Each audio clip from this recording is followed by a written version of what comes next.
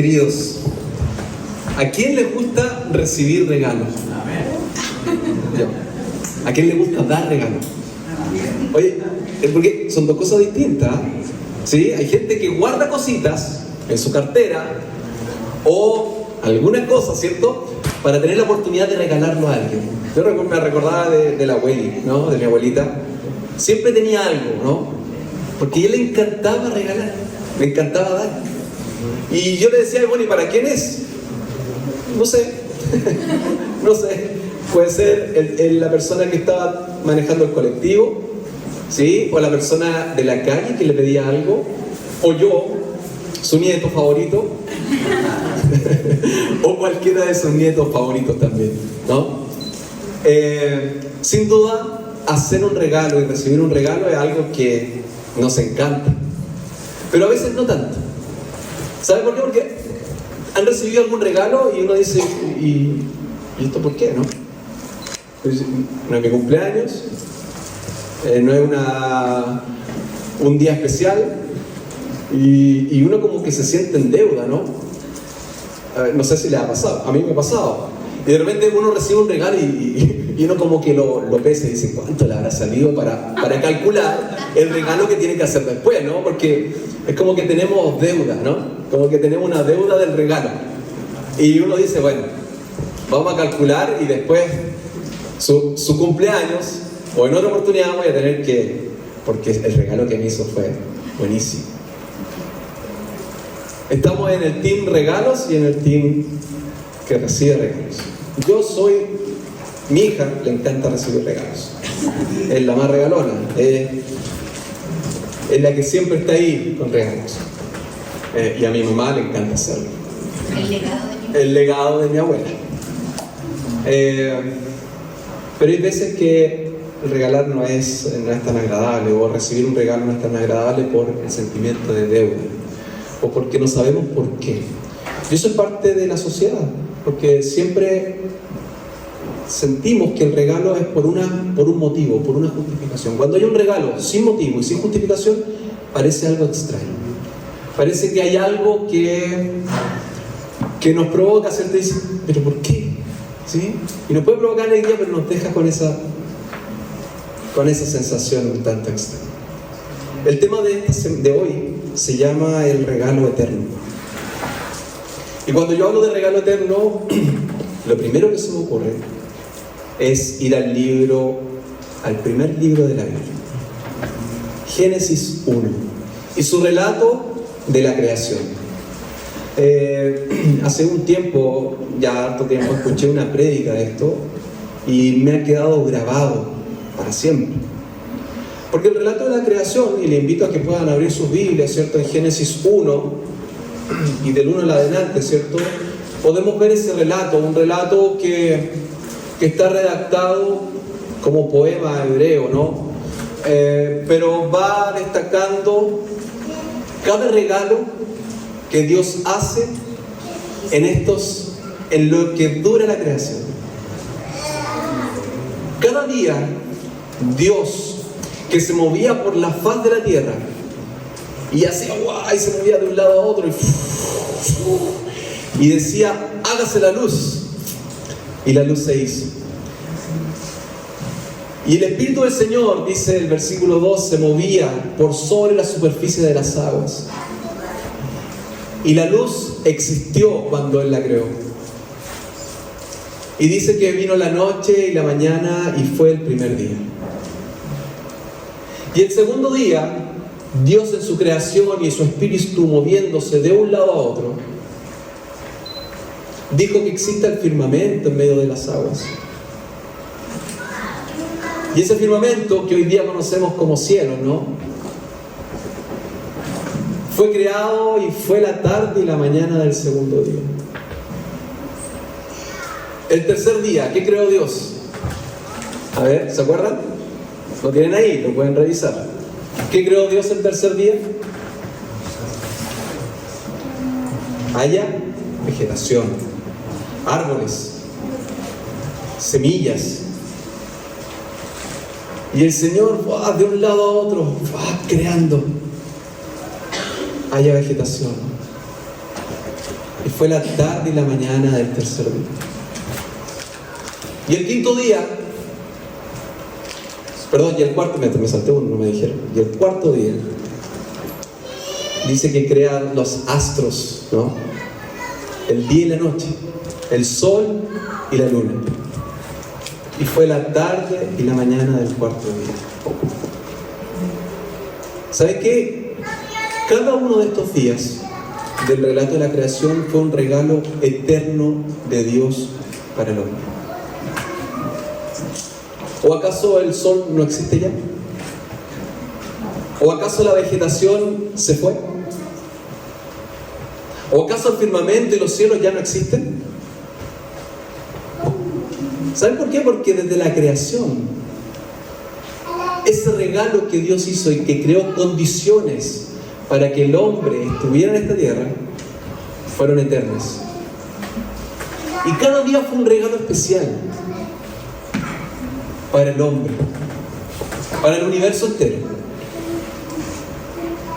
¿Qué hace el quinto día? Ustedes lo pueden ver en sus Biblias. ¿Qué hace el quinto día? Seres vivientes en las aguas y en el cielo. Sexto día. Y produzca la tierra seres vivientes. Y Dios crea al hombre y a la mujer a imagen y semejanza de él. ¿Acaso el ser humano ya dejó de existir? ¿Acaso las aves y los seres vivientes en la tierra dejaron de existir? Claro que no. Porque Dios, cuando se da en forma de regalo y da algo en forma de regalo, es para siempre. ¿O acaso el regalo está condicionado por cómo tú te portas? ¿O cómo yo me porto? ¿O el sol sale para todos, buenos y malos? Y yo puedo disfrutar una fruta rica, ¿no? O yo la disfruto más que mi amigo. O quien se portó mal le sale una fruta podrida, y quien se porta bien le sale una fruta rica. ¿O acaso Dios regaló a todos sin medida? Interesante, ¿no? Y se acabaron los cielos y la tierra, ¿o no? Ahí termina la creación, ¿no? En el sexto. ¿Cuál fue el regalo del séptimo día? Descanso. ¿Cuál fue el regalo? ¿Cuál es lo tangible? ¿Qué fue lo material? Tiempo, descanso. ¿Saben lo que yo creo que fue lo tangible y el regalo del séptimo día? Dice la palabra que... Y así estoy leyendo Génesis 2, 1 y 3. Dice: así quedaron terminados los cielos y la tierra, y todo lo que hay en ellos, y al llegar al séptimo día, Dios descansó, porque había terminado la obra que había emprendido. Dios bendijo el séptimo día, lo santificó, porque ese día descansó de su obra creadora. ¿Cómo fueron los otros 6 días? ¿Cómo estaba el Espíritu de Dios? Se movía de un lado a otro, creando. El séptimo día, queridos, querida familia, Él se detuvo. Él fue el regalo. Él se regaló a la humanidad. Él se regaló a la creación. Y ese acto de detenerse santifica y bendice el día. Ustedes tienen libros ahí. ¿Qué hace que ese libro que está ahí sea santo? ¿Cuál es la diferencia?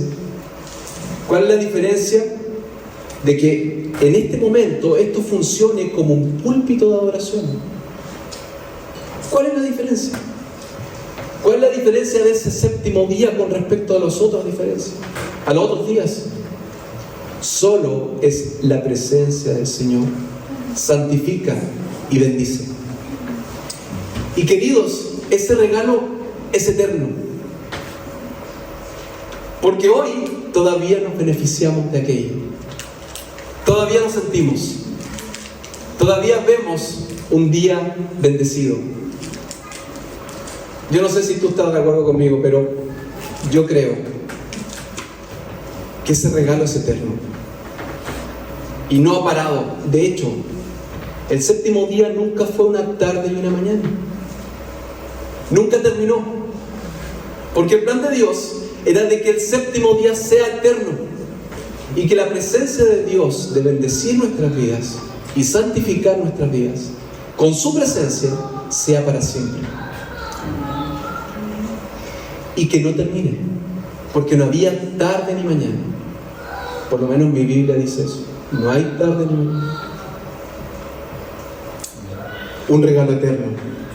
Cuando Dios se regaló. ¿Saben qué? Hubo una cumbre hace un tiempo atrás en Inglaterra sobre religiones comparadas.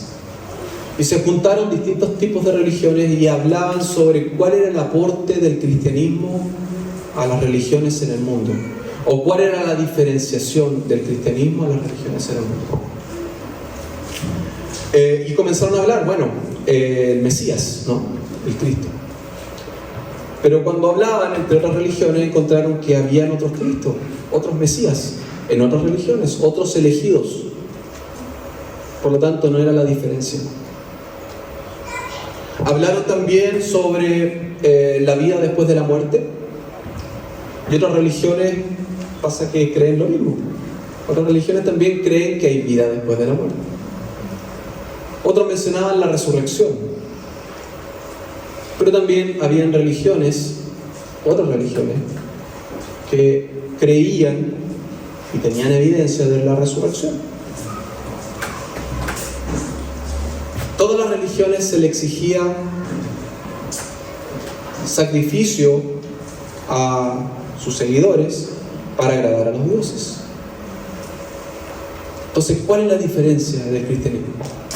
¿Qué es lo que aporta el cristianismo a las otras religiones? ¿Cuál es la diferenciación? Yo no me puse de acuerdo con Comunidad de Estudio, pero el Señor sí. El Señor lo tenía preparado. El aporte y la diferenciación es la gracia.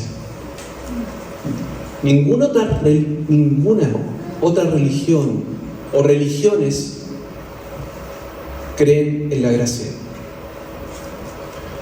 Porque nunca hay nada gratis. Las otras religiones siempre dicen de que tú tienes que hacer algo para poder agradar a Dios. Y el cristianismo, y cuando estudiamos la gracia, nos damos cuenta de que somos únicos y que tú no tienes que hacer nada porque eres salvo por gracia, según lo que dice la Biblia. Y este aporte es total. Y este es otro regalo eterno. Que cuando decía, bueno, regalo eterno, me fui a la creación, pero también la gracia es un regalo eterno. Y vamos a hablar un poquito sobre la gracia. Quiero llevarte a dos relatos que hablan acerca de la gracia. Que de paso, quiero confesar que me costó un poco, un tanto, encontrar algunos relatos que hablen de la gracia. Mira qué interesante.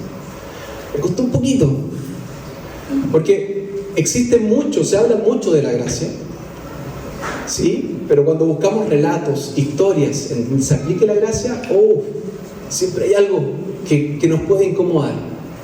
Y especialmente en el Antiguo Testamento, que es difícil. Pero quiero llevarte a dos relatos, uno del Antiguo Testamento y otro del Nuevo Testamento. Y la historia que se me vino a la mente no es Jonás. Jonás.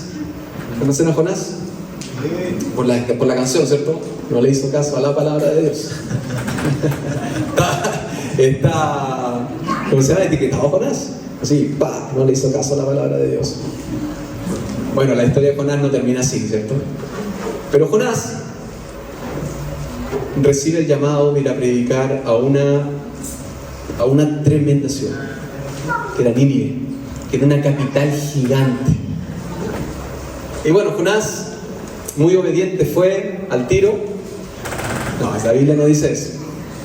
Dice que Jonás, rebelde, tomó el barco al otro lado y dijo, no, yo no pienso ir, gracias Señor, yo sé que tú quieres, pero no, adiós.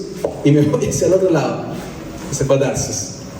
En ese viaje, ¿cierto? Pasaron algunas aventurillas, que terminó en el estómago de un pez.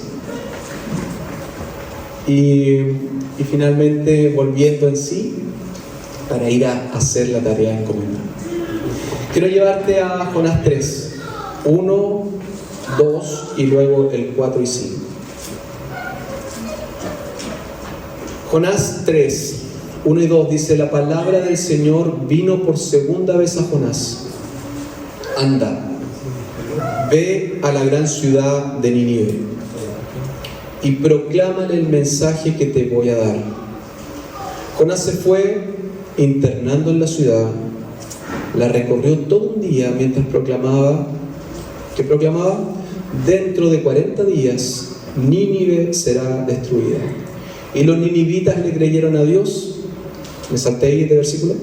Sí, yo lo tengo junto, pero los ninivitas le creyeron a Dios, proclamaron ayuno y desde el mayor hasta el menor se vistieron de luto en señal de arrepentimiento. Estamos hablando de gracia. Y la gracia va de la mano de buenas noticias. ¿Cuáles eran las buenas noticias de Jonás? Es complicado, ¿viste? Es complicado ver gracia en el Antiguo Testamento. ¿Cuáles eran las buenas noticias de Jonás? Nínive será destruida. Wow. Hay algo que yo no estoy entendiendo. ¿Sí? ¿Saben qué? En este afán de poder comprender, ¿no?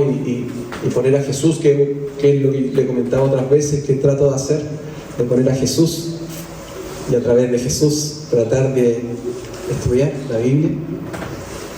¿Saben que la palabra destruida, cuando dice y será destruida, viene del original que se llama Hawak? ¿Sí?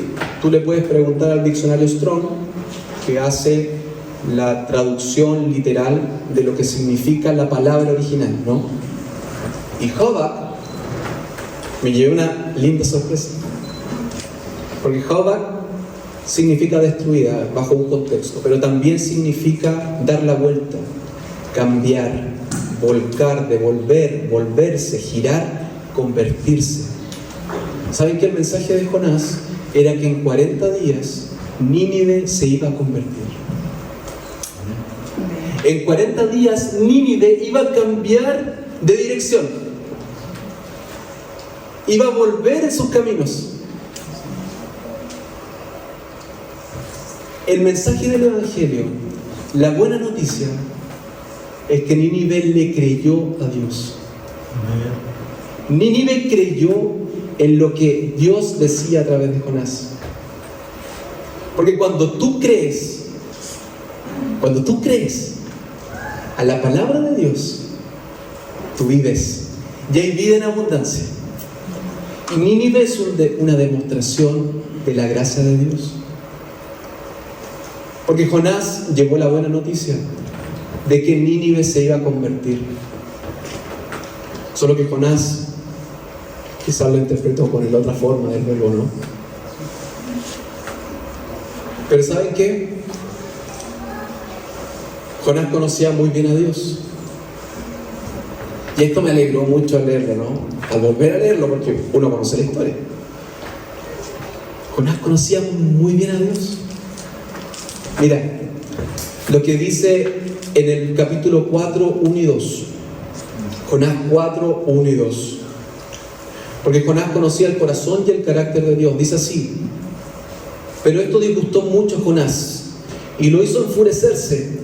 Así que oró al Señor de esta manera: oh Señor, ¿no era esto lo que yo decía cuando todavía estaba en mi tierra? Por eso me anticipé y huí a Tarsis. Pues bien sabía que tú eres un Dios bondadoso, un Dios compasivo, lento para la ira, lleno de amor, que cambia de parecer y no destruyes. Jonás conocía el carácter de Dios. Si el problema no era Dios, el problema era el profeta. Pero él lo conocía. Él conocía: tú eres bondadoso, Dios. Yo sé que si yo voy, Nínive se va a salvar. Porque ese es el mensaje de salvación, esa es la buena noticia del Evangelio. Que tú, aunque no lo merezcas, que tú, aunque estés en otro lado, Dios te alcanza. Dios te salva. Porque por gracia eres salvo. Si Nínive volvió a vivir de toda palabra que sale de la boca de Dios. Y la Biblia dice, si tú vives de toda palabra que sale de la boca de Dios, tú vives. Y tienes vida en abundancia.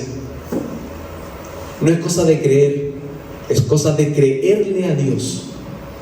Nínive le creyó a Dios a través de las palabras de Jonás. Jonás,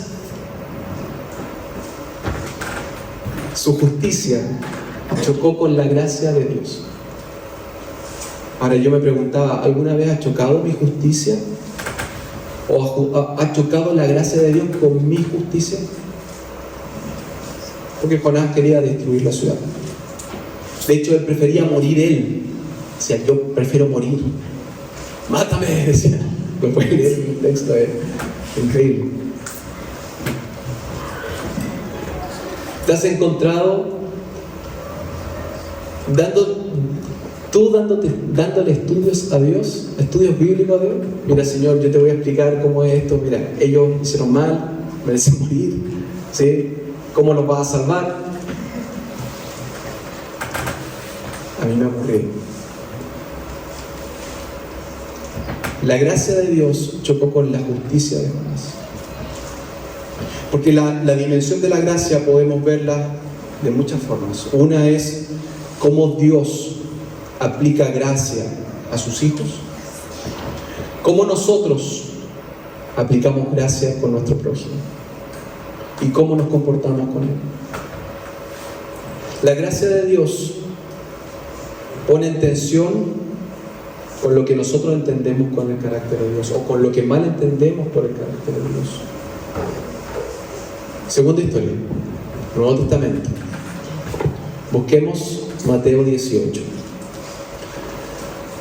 Mateo 18, del 23 en adelante hasta el versículo 35, habla la parábola de los deudores. Y en esta parábola, te invito a que la podamos leer. Por lo cual el reino de Dios, no sé si lo tienen, ¿lo tienen? Leamos, dice: por lo cual el reino de Dios de los cielos es semejante a un rey que quiso hacer cuentas con su siervo. Y comenzando a hacer cuentas, le fue presentado uno que le debía 10,000 talentos. A este, como no pudo pagar, ordenó su señor venderle y a su mujer e hijos y todo lo que tenía, para que se le pagase la deuda. Entonces aquel siervo, postrado, le suplicaba diciendo: Señor, ten paciencia conmigo y yo te lo pagaré todo. El señor de aquel siervo, movido en misericordia, le soltó y le perdonó la deuda. Pero saliendo aquel siervo, halló a uno de sus consiervos, a uno de su prójimo, ¿no? Postrándose, y le dice, pero saliendo aquel siervo halló a uno de sus consiervos que le debía 100 denarios, y haciendo de él, le ahogaba diciendo: págame lo que me debes. Entonces su consiervo, postrándose a sus pies, le rogaba diciendo: ten paciencia conmigo y yo te pagaré todo. Mas él no quiso, sino fue y le echó a la cárcel hasta que pagase la deuda. Viendo sus consiervos lo que pasaba, se entristecieron mucho y fueron y refirieron a su señor todo lo que había pasado. Entonces, llamándole su señor, el rey, ¿cierto?, le dijo: siervo malvado, toda aquella deuda te perdoné, ¿por qué me rogaste? ¿No debías tú también tener misericordia de tu consiervo, como yo tuve misericordia de ti? Entonces su señor, enojado, le entregó a los verdugos hasta que pagase todo lo que debía. Y así también mi Padre Celestial hará con vosotros si no perdonáis de todo corazón a cada uno de sus amigos. Wow. Tenemos una parábola que está dicha por Jesús, ¿no? Entonces, en resumidas cuentas, tenemos un rey que una de las personas le debía mucho dinero. ¿Cuánto era? 10.000 talentos. ¿Saben cuánto eran 10.000 talentos? Yo le pregunté a Google, no sabía. Google, 10.000 talentos, por favor, conviértelo. Decía que la persona le debía 160.000 años de trabajo en dinero, para el dinero del... ¿Cuántas vidas eran eso? Era impagable, ¿no? Era una deuda impagable. Capaz que Google se equivocó, pero eso es lo que decía, 160.000 años de trabajo. Era una deuda impagable, 10.000 talentos. Y el rey lo perdonó. Le dijo, ve en paz. Esta persona que fue perdonado salió y encontró a uno de sus consiervos, a un prójimo, a un amigo, un hermano, alguien del mismo nivel de él, ¿no? Consiervo suyo. Y le debía un poco de plata, ya no eran 10.000, eran unos cuantos denarios, 100 denarios. Y lo ahorcaba, decía, y lo ahogaba diciendo, págame lo que me debes. Ok. Interpretemos un poco la parábola. Si interpretamos la parábola de que Dios es el rey, yo entro en un conflicto también. Porque estudiábamos recién de que Dios, cuando perdona, manda todo al fondo del mar. Pero ¿por qué la segunda vez no lo perdonó? No perdonó al consiervo. Pongamos en pausa un ratito esto y vamos a Lucas 7. Lucas 7:41. Lucas 7:41 al 43, otra vez habla Jesús y hace otra parábola de dos deudores. Pero aquí muestra otra dimensión de la deuda, o de los deudores, o del pago otorgado. Dice, 2 hombres le debían dinero a cierto prestamista. Uno le debía 500 monedas de plata y otro 50. Como no tenían con qué pagarle, les perdonó la deuda a los dos. Ahora bien, ¿cuál de los dos ahora lo amará más? ¿Cuál de los dos que fueron perdonados le amará más? Entonces le respondieron, supongo que aquel a quien le perdonó más, ¿cierto? O a quien más le perdonó, contestó Simón. Has juzgado bien, dijo Jesús. El verso 47 dice, por esto te digo, si ella ha amado mucho, es que sus muchos pecados le han sido perdonados. Pero a quien poco se le perdona, poco ama. Ok, volvamos a Mateo 18. ¿Por qué el siervo malvado actuó así? Y quiero mostrarte algunas dimensiones de la gracia que son bien interesantes que podamos ver. El Señor paga la deuda, la termina, no importa el monto que sea. No importa el monto que sea, y que algo que sea impagable, Dios cancela la deuda. No hay más deuda. Y eso fue lo que vivió el siervo en Mateo 18. Fue perdonado. Pero ¿saben qué? Este siervo, esto, por favor, es una interpretación mía, ¿ok? No tienes por qué creerlo tú, pero te invito a que lo puedas estudiar. Este siervo nunca creyó que fue perdonado. El rey lo perdonó, pero él no se creyó perdonado, o pensó que la deuda era tan pequeña porque amó poco. ¿Y sabes por qué amó poco? Porque después demandó que le pagaran lo que le debía a su consiervo. ¿Por qué quería que le pagara? ¿Qué era tan urgente si ya no debía plata? Yo no tenía deuda, pero él creyó que todavía tenía que pagar esa deuda. La gracia, queridos, es vertical, pero también es horizontal. ¿Cómo nos comportamos? Yo creo que vivimos en un mundo sin gracia o carente de gracia. ¿Y saben qué?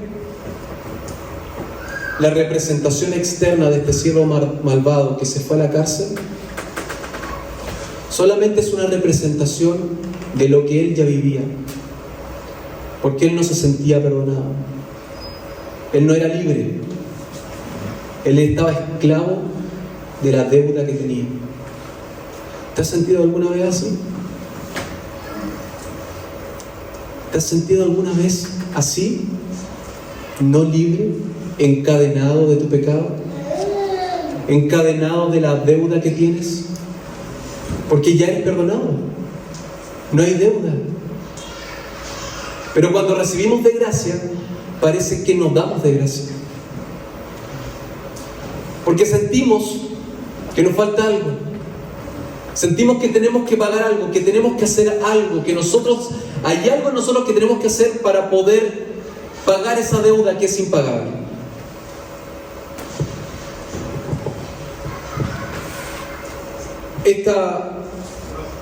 Esta parábola muestra una tercera dimensión de la gracia.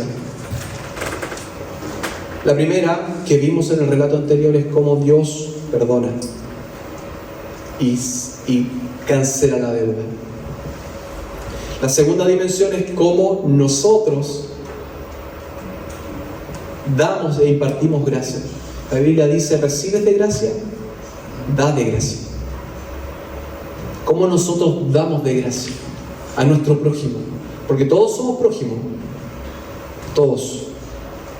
¿Sí? Acá podemos decir, somos todos cristianos, somos todos creyentes, somos todos hermanos.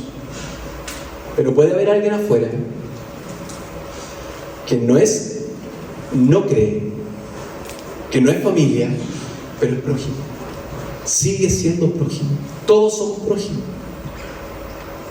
La segunda dimensión de la gracia es cómo nosotros impartimos la gracia. Y esta parábola nos da una dimensión más de la gracia. Es cómo tú vives la gracia, cómo te perdonas, cómo te sientes perdonado, cómo luchas por la deuda que tienes. ¿Crees realmente que eres perdonado? ¿Crees realmente que ya no es, que está todo pagado? ¿Eres libre, eres feliz? ¿O andas atrapado? ¿Andas triste? Porque crees que debes pagar.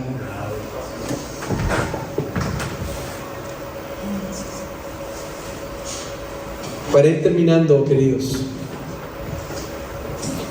les quiero hacer una pregunta. Una pregunta que debió haber iniciado este tema con esta pregunta, pero la quisimos dejar al final. Ya hablamos en Comunidad de Estudio sobre la gracia, ¿no? Pero ¿qué es la gracia? Por favor, pensemos un segundo. ¿Qué es la gracia? Yo sé que cada uno tiene su esquema, su respuesta preparada, o una cajita aquí muy bien guardada de lo que creemos que es la gracia. ¿Sí? Y probablemente esa cajita tenga todo de razón o mucho de razón. ¿Qué es la gracia?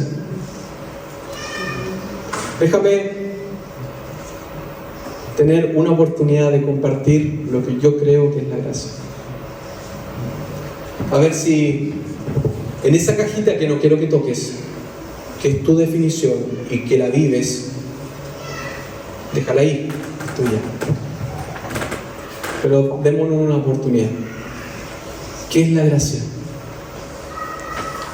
Y para explicarlo quiero ir a un versículo. Así que acompáñame buscando el libro de Efesios 2, 8 y 9. Y menos mal que nos pusieron ese versículo en Comunidad de Estudio, si no me arruinaron la prédica. No. Habríamos reforzado. De hecho, pusieron Efesios 4. ¿Sí? Y me encantó. Efesios 2, del 8 al 9.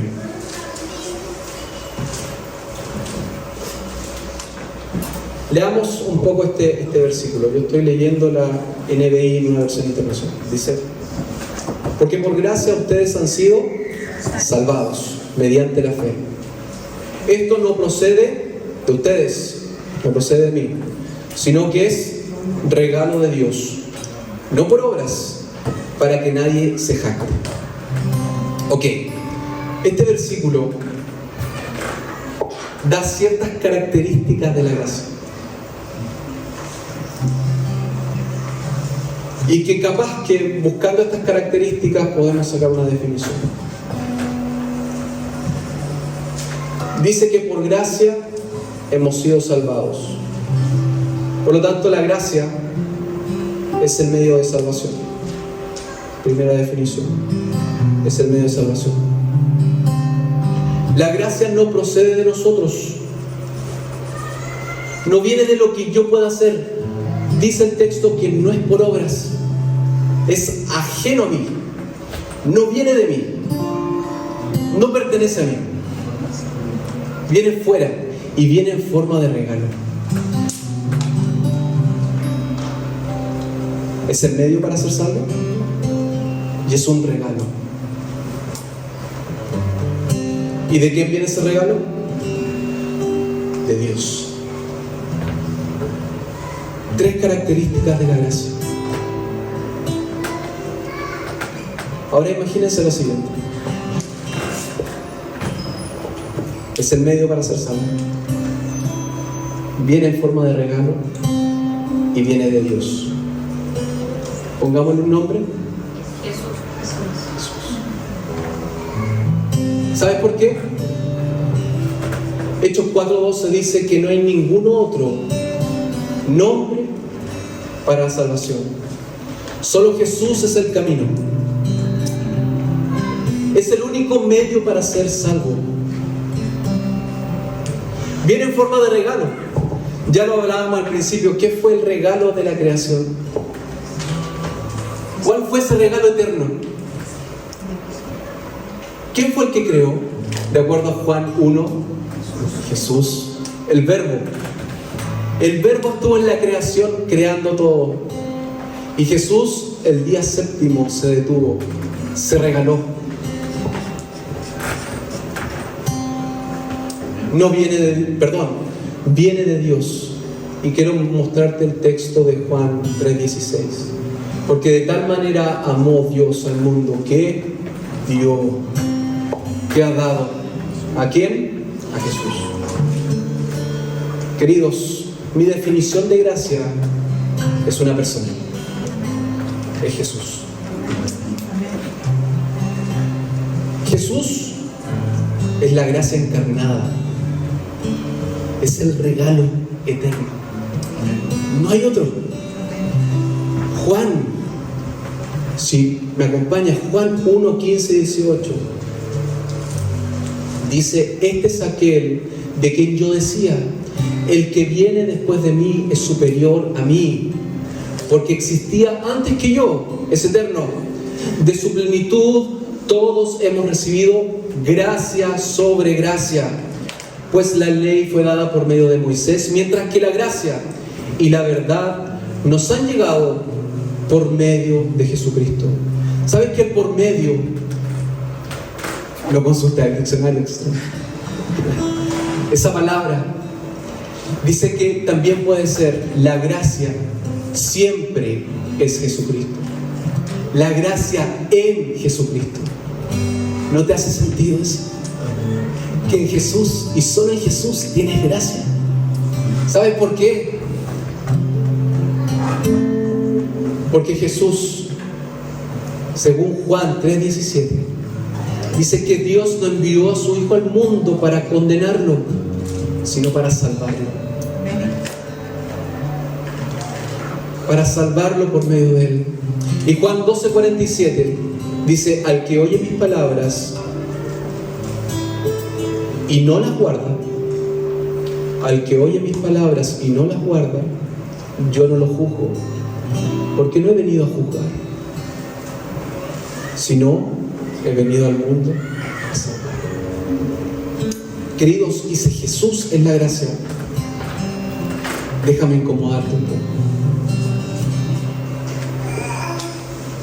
Quiero incomodarte, porque yo en algún momento escuché, no tengo la respuesta, por favor, que existe un tiempo de gracia limitado. Pero si yo creo que Jesús es gracia y Él es eterno, pensémoslo, para el almuerzo, ¿no? Para comentarlo. A mí me pasó, ¿no? Porque si yo creo en esto, que no necesariamente tiene que ser tu creencia, por favor, pero si yo lo creo, tengo que saber pensar. Porque si Jesús es gracia, la gracia es eterna y es para siempre. No hay condenación en la gracia, porque la gracia vino a salvar. No vino a juzgar, vino a salvar, según Juan 12:47. Dios nos ha hecho un regalo eterno, uno que da libertad, uno que cancela la deuda. La cancela. Ya no debes. Y vívelo como tal. Porque el Señor ha entregado su gracia. Y la gracia, ¿sabes qué? Es mayor que el pecado. La gracia es mayor que tus problemas. La gracia supera con creces al pecado. No lo podemos poner en igual. ¿Sabes por qué? Porque cuando hubo pecado, sobreabundó la gracia. Que Dios te bendiga. Que podamos vivir confiados, libres, alegres y creer la voz de Dios, porque todo aquel que vive de la palabra de Dios tiene vida y vida en abundancia. Dios te bendiga.